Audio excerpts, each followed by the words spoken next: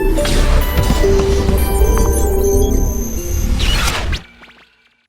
is a patient who has bilateral PUJ ureteric stones.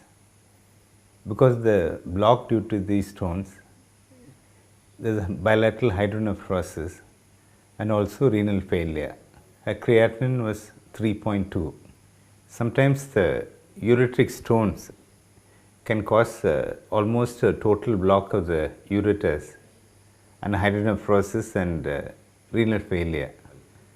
This patient unfortunately has a stone in the PUJ.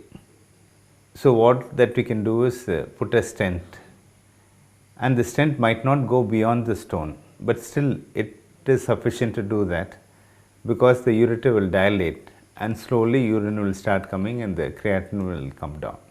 Okay, the first step of the procedure is to locate the ureteric orifice, pass a guide wire. We use a pusher to make the guide wire stiff and locate the orifice. Here we notice that the guide wire is not going beyond the stone. Yet it is okay, as I said earlier, to put the stent just below it. So we take out the pusher and then put in the stent. What we are trying to do now is to pass a hydrophilic guide wire.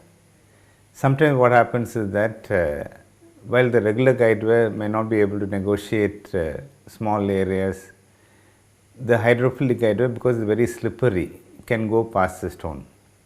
But unfortunately in this patient, that was also not possible.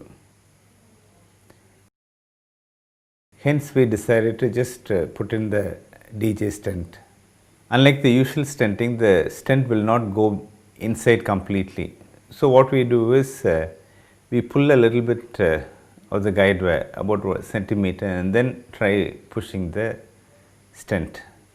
But here it might not go beyond the stone. So we just leave the stent at wherever it goes.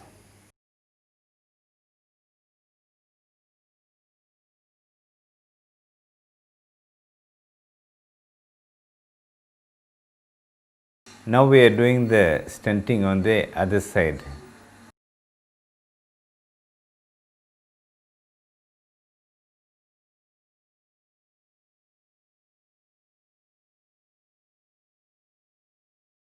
Here actually it looks as though the stent is gone in completely.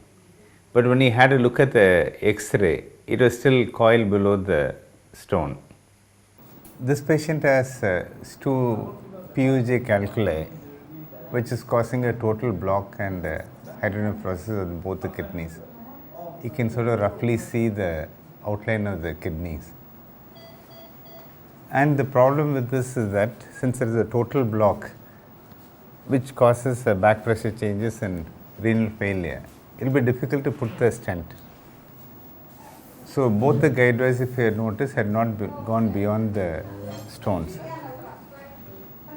But then next step, if that happens, is to use a hydrophilic guide wire. Sometimes that may just find its way above the stone. On the left side, that is also not possible. So then what we did was we just placed this stent below the stone.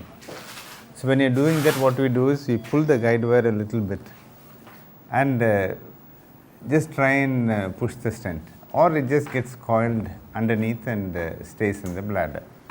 But this also is enough because the ureter will slowly start dilating and there will be a gap and urine will start coming as the ureter starts dilating. On the right side, what happened was probably there was a small gap. So when we tried pulling the guide wire and pushing the stent up, it went up beyond the stone.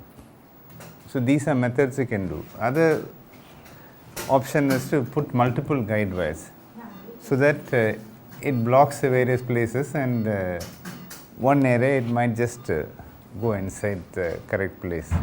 Sometimes that method was used to dilate with fully formed dilators for urethral strictures. Here, so most likely we need to verify with the X-ray, but most likely the left stent will be below the stone and right side may have gone up.